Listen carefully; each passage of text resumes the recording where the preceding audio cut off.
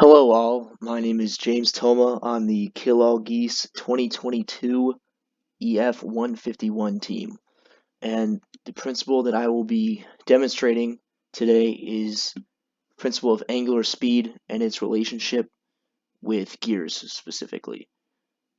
So we use a lot of gears in our personal project just to have a ball drop from level to level, and this reminded me of some of the work we did in Unit 2 with connected gears and angular speed. So I diagrammed a potential example problem with this. A four-toothed gear, the gray one, is connected to a five-tooth gear, the blue one. And in this example, there were two connected gears as shown. The four-toothed gray gear spins with an initial velocity of 0.5 meters per second and a radius with a radius of 1.2 meters, and this spins clockwise.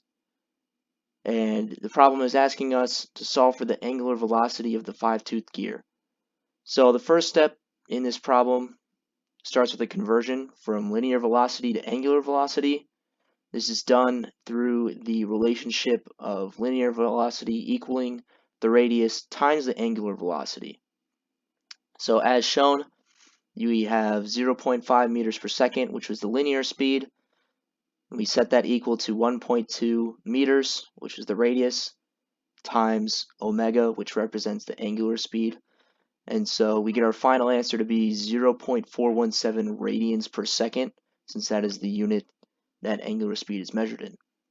So the next step in solving for this is to use the relationship n1 omega 1 is equal to negative n2 omega 2. In this case, n is the number of teeth on the gear, and omega is still the angular speed. Since the four-tooth gear is spinning clockwise, the five-tooth gear has to spin counterclockwise just to match it. And it's for this reason why we have a negative sign in front of the n2 omega 2 equation.